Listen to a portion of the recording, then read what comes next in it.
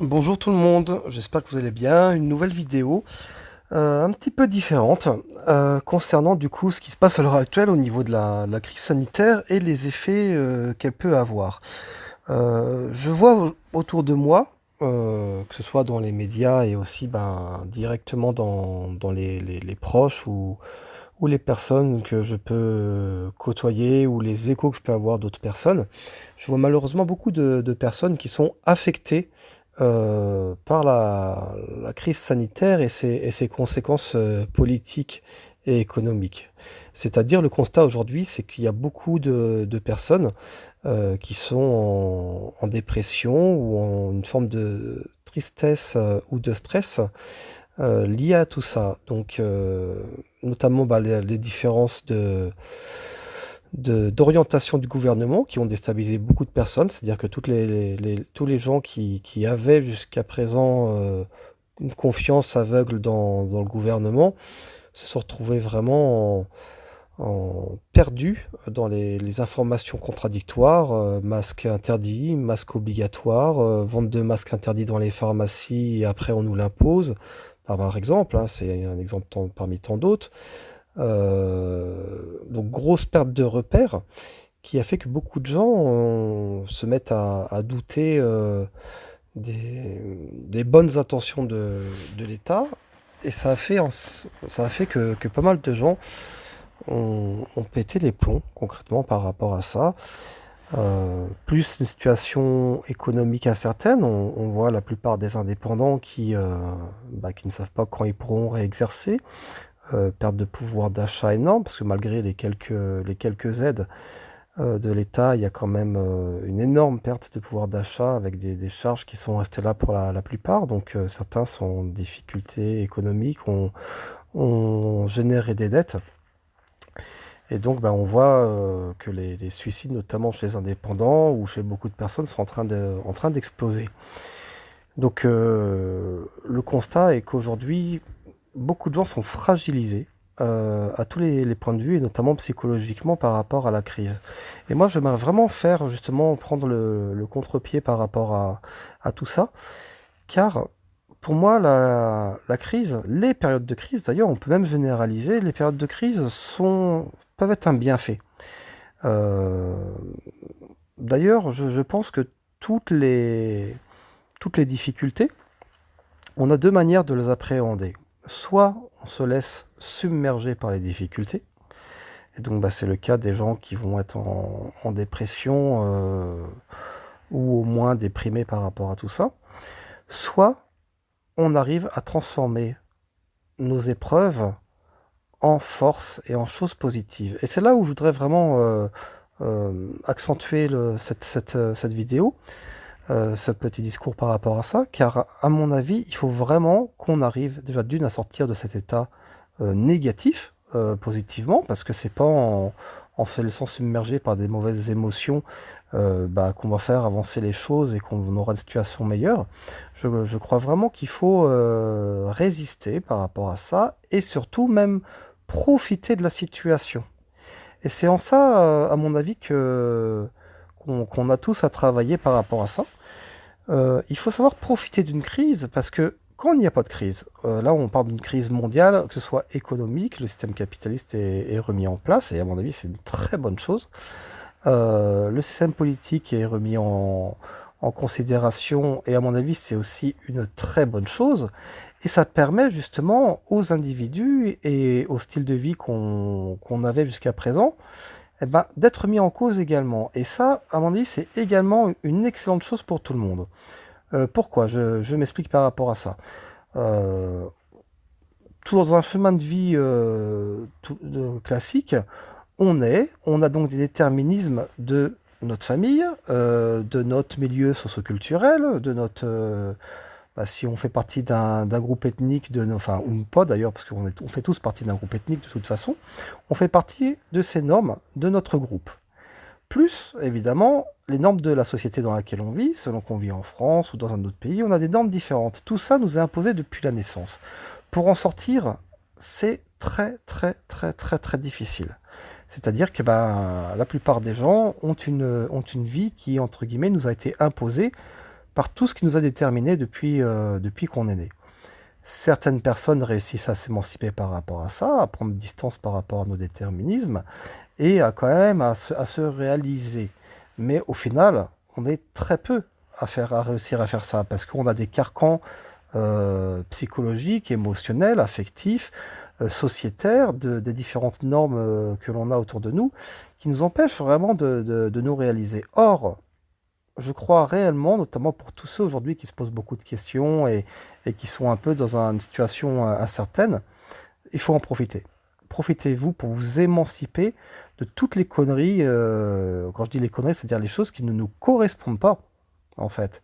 Il faut vraiment distinguer entre les normes qu'on nous impose, peu importe que ce soit les amis, le groupe ethnique, le milieu culturel, la famille, l'État. Il faut vraiment distinguer ces normes-là qui nous imposent un mode de vie et ce que l'on a au fond de nous. C'est-à-dire notre chemin de vie à nous, qui est propre de toute façon, qui ne dépend pas du reste. Et là, la crise sanitaire et la crise économique et politique que l'on est en train de vivre, c'est une période de profond changement. Donc profitons-en pour nous changer et nous aligner et aller là où on doit être. On a tous, comme je vous le disais, un chemin de vie qui nous est propre. Et ben, c'est peut-être le moment de le trouver. Et c'est beaucoup plus facile de s'émanciper de tous nos carcans qu'on a autour de nous, tout ce qui nous bloque, en période de crise. Donc c'est l'occasion, c'est le moment. Si aujourd'hui vous vous posez plein de questions par rapport à tout ce qui se passe, bah c'est très bien. Et profitez-en. Envoyez bouler tout ce qui vous emmerdait avant, tout ce qui vous bloquait, et réalisez-vous, c'est le moment. Allez chercher ce que vous avez vraiment au fond de vous. Euh, c'est ça le plus dur d'ailleurs, c'est de prendre le temps de la réflexion ou du ressenti, parce que je pense que pour savoir ce qu'on en fond de nous, c'est autre chose que la réflexion. Ça se passe plutôt au niveau du cœur et de l'émotionnel et de l'instinct. Et du coup, enlevez voilà tout ce qui vous a été imposé. Et on est dans une période de changement, tout bouge, et tout va bouger, on va changer de société. Il y aura un avant coronavirus et un après coronavirus. Et ben c'est l'occasion. Restez pas dans votre ancien modèle de société. Soyez dans votre modèle de société qui vous est propre, le vôtre. Dans ma précédente vidéo, je parlais que je crée mon mode de vie, je crée entre guillemets ma société. Et ben c'est ça. Et je dis pas qu'il faut suivre mon modèle, parce que chacun a, comme je vous disais, un chemin de vie qui est propre. Mais par contre, c'est une formule que j'essaye de partager avec vous euh, pour, euh, pour vraiment se réaliser. Profitez de la crise. Ne vous laissez pas abattre psychologiquement, car quand on est faible, on réussit rien. Qu'on soit en pétage de plomb, c'est pas grave. C'est justement des fois quand on est vraiment secoué et qu'on pète un peu les plombs, qu'on arrive à, à justement tirer quelque chose de positif. Mais ne vous laissez pas submerger. Je vois aujourd'hui vraiment beaucoup de gens qui sont tristes, malheureux, abattus par tout ça. Et or, on a une chance devant nous. Et il faut vraiment voir cette crise par une chance. C'est le moment de vous réaliser. Donc, on se met un coup de pied aux fesses. Euh, on essaye dans un premier temps, de chercher là où on doit être, là où on se sent bien profondément, indépendamment des autres, indépendamment des normes, et on le réalise, on le fait. En plus, je crois donc ça c'est au niveau personnel, et vraiment voilà, premier point, réalisons-nous. Période de crise égale réalisation, sortir de tout ce qui nous a imposé. Deuxièmement, je crois qu'il y a un autre effet hyper positif à cette crise, c'est qu'on est en train justement de prendre conscience d'un un niveau plus large de tout ce qui est corrompu autour de nous. On pensait jusqu'à il y a peu que le modèle économique, enfin encore beaucoup de gens le pensaient, que le modèle économique était salutaire et que il était bon. Or, on voit bien qu'il est pourri. On commence à prendre du recul maintenant sur la crise. On voit bien que les labos pharmaceutiques les laboratoires, donc les entreprises en fait qui vendent des médicaments, ont truqué les informations, ont truqué du coup même les données scientifiques. Aujourd'hui, beaucoup de gens sont perdus. Pourquoi? Parce qu'on n'arrive plus à savoir ce qui est vrai ou pas vrai. Or, on se rend bien compte que selon qu'un laboratoire a un intérêt un laboratoire ou une firme économique, hein, c'est pas forcément que dans le médicament, on peut généraliser du coup, a un intérêt à vendre tel ou tel médicament, et ben il donnera pas les mêmes données scientifiques qu'un autre laboratoire qui n'a pas d'intérêt par rapport à ça. Il y a eu des gros débats justement par rapport au conflit d'intérêts. D'ailleurs, je ne comprends pas pourquoi les médias n'imposent toujours pas aux gens qui s'interviewent de parler de leur conflit d'intérêts, parce qu'a priori ça devrait être obligatoire, or ils ne le font pas, malgré justement tout ce qui se passe à l'heure actuelle. Donc, on se rend compte aujourd'hui que toutes les informations que l'on a, à partir du moment où il y a un intérêt économique d'une grosse firme, eh ben du coup, on n'aura pas la bonne information. Et ça, on s'en doutait avant. Certaines personnes le savaient. Mais au moins, ça nous arrivait directement, clairement, dans les dents, et on l'a malheureusement vécu à grande ampleur. Donc, c'est une prise de conscience. Prise de conscience que l'économie aujourd'hui, elle n'est pas salutaire, elle ne nous veut pas du bien, et elle est capable de nous mentir, et de mentir même sur notre santé, pour des intérêts financiers.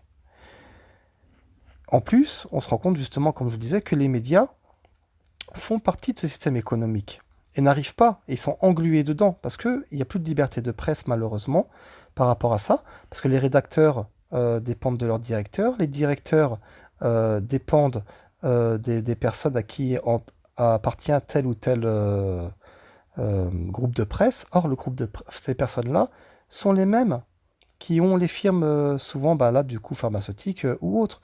Donc, les conglomérats économiques détiennent la presse. Donc, forcément, c'est pour ça qu'on ne parle pas de conflit d'intérêts aujourd'hui et que, du coup, la presse ne peut plus faire son travail d'information. Il n'y a aucun journaliste qui, entre guillemets, devrait être empêché de poser la question dès le départ, surtout dès que ça s'est posé au début de la crise. Mais vous n'avez aucun journal aujourd'hui, bientôt un an après, qui demande à un intervenant quels sont vos conflits d'intérêts et pourquoi. Parce que ça foutrait une merde, pas une merde justement, ça mettrait en avant justement les conflits d'intérêts des gens par rapport au laboratoire, et du coup on se rendrait compte que les discours sont différents en fonction des conflits d'intérêts ou pas. Or, bah, les groupes de presse ne veulent pas, parce que c'est la même chose. Donc, l'information et l'économie aujourd'hui, on s'est rendu compte qu'ils étaient tenus et liés, euh, et qu'on ne pouvait pas malheureusement avoir, sauf quelques médias indépendants, et il faut les trouver. Et en plus maintenant, il y a une grosse aussi pression, on parle régulièrement de fake news par rapport à des groupes de presse indépendants. Mais je crois que justement tout le monde est en train de s'en rendre compte et ça c'est hyper positif. Alors attention, ça ne veut pas dire qu'il faut aller dans toutes les idées trop bizarres. Si jamais vous allez, c'est des informations entre guillemets nouvelles ou un petit peu alternatives, il faut toujours évidemment vérifier ses sources.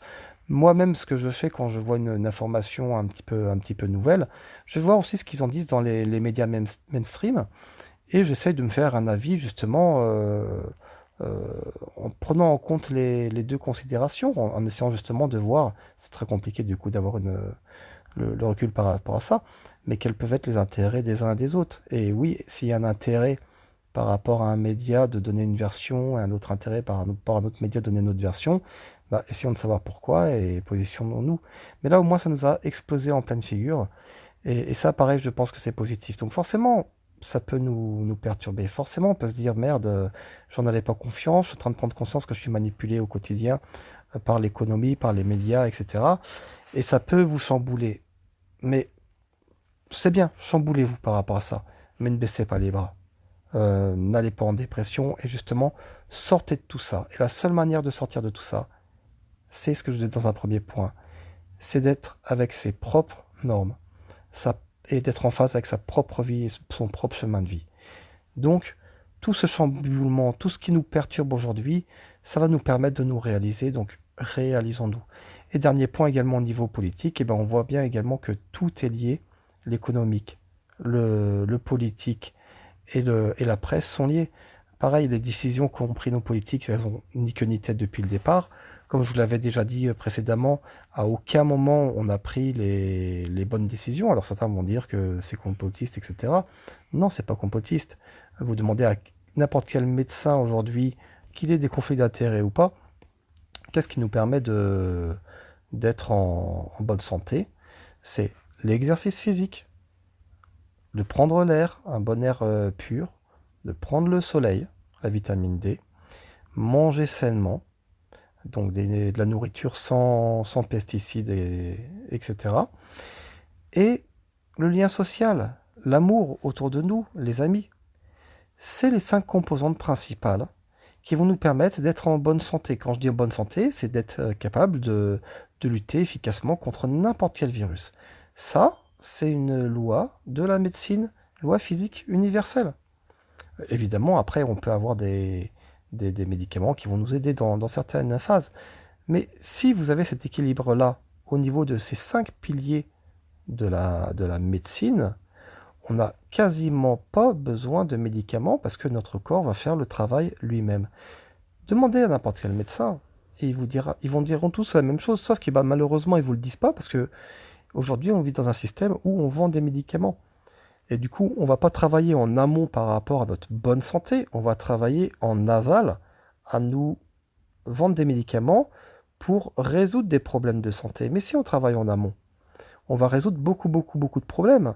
Dès le début, les Hippocrate, vous savez que les médecins font le serment d'Hippocrate, disaient que ton alimentation soit ta seule médecine.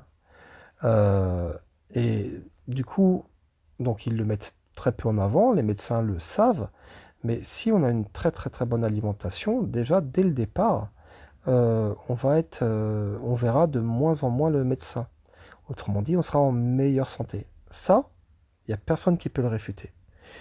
Donc, ainsi un gouvernement voulait réellement faire face à une épidémie, la première chose à faire, c'est nous faire tous du sport. D'ailleurs, en plus, vous voyez que la plupart des gens qui sont morts du coronavirus, hormis ceux qui étaient vraiment déjà en très grande difficulté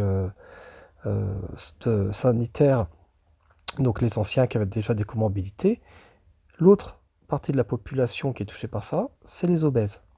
Tous ceux qui sont vraiment, enfin la plupart de ceux qui sont morts sont les personnes âgées. Je vous rappelle que la moyenne d'âge des personnes qui sont mortes du coronavirus, c'est 85 ans. Or, l'espérance de vie en France, elle est de 84 ans. Autrement dit, ça a touché vraiment principalement les personnes, enfin touché. Les gens qui en sont morts sont principalement les gens qui avaient vraiment un certain âge, mais vraiment donc très anciens, qui étaient du coup proches de mourir. Et, exception, par rapport à ça, les gens plus jeunes qui sont décédés sont les gens qui sont obèses. Donc, vraiment, l'importance, c'est d'être en bonne santé. Vous pouvez retourner toutes les choses comme vous voulez, dans tous les sens. Il n'y a pas une autre recette miracle. Soyez en bonne santé, faites du sport, mangez équilibré, prenez le bon air et surtout le soleil pour synthétiser de la vitamine D qui va vous aider à lutter contre tous les virus, bactéries que vous pouvez avoir en vous. Voyez vos amis et ayez une bonne santé mentale. Or, les mesures qui ont été prises par le gouvernement sont toutes allées à l'encontre de ça et en aucun cas on a eu un discours officiel par rapport à ça. C'est donc que déjà, il y a un réel problème de santé et de politique par rapport à ça. Pourquoi ils ne nous ont pas incités justement à faire du sport, à sortir, notamment pour le premier confinement, alors qu'il y avait beaucoup de soleil à ce moment-là, et avoir du coup une bonne santé. Parce que concrètement, c'était pas leur but. Euh, Soit ils sont pires qu'incompétents, ce que je ne crois pas, soit justement ils se sont dit bon on va confiner parce qu'ils n'avaient pas d'autres peut-être mesures à faire pour essayer justement de vendre des médicaments derrière. À l'époque ils ont vraiment essayé de caser l'air d'Emdesivir, on s'est rendu compte que il était complètement efficace et nocif. Et maintenant c'est le vaccin. Ils n'ont pas d'autres solutions parce que je pense qu'ils sont liés justement au lobbying économico-pharmaceutique. Et du coup, ils veulent pas forcément qu'on soit en bonne santé, parce que si on est en bonne santé, on aura moins besoin, sauf dans certains cas, évidemment, les gens justement qui sont touchés et qui font des formes, il faut absolument qu'on trouve justement des médicaments. Mais si Beaucoup, beaucoup moins de personnes sont touchées par le coronavirus en faisant une maladie, en faisant une forme euh, palpable et une forme grave. Et bah du coup, on ne pourra même plus parler de pandémie. Et il est là le souci pour l'État et pour le lobbying pharmaceutique. Parce que ce qui les intéresse, c'est justement que les gens soient touchés pour la plupart et qu'ils puissent nous vendre des médicaments ou des vaccins, ce qui correspond à la même chose.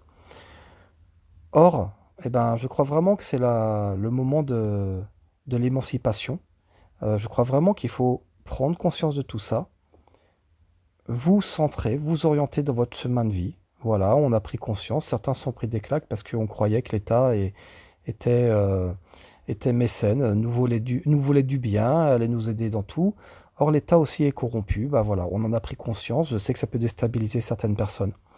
On a pris conscience que la presse n'était pas libre. On a pris conscience que le système économique était pourri jusqu'à la moelle. En tout cas pour les grandes firmes qui dirigent à la fois les grandes entreprises, à la fois les médias et qui du coup influencent le politique. On s'est rendu compte que tout ça bah, nous voulait pas du bien. Et ben ça va s'effondrer. Ça va s'effondrer. C'est en train de s'effondrer. Ils essayent de survivre là d'une certaine manière. Mais justement, c'est le moment de la liberté pour nous. C'est là où il faut tirer notre épingle du jeu. Donc faites le deuil de votre belle vision du monde. Bah voilà, le monde il est corrompu. On est arrivé dans un point aujourd'hui où le monde est corrompu. En tout cas, nos élites sont corrompues, quasiment toutes.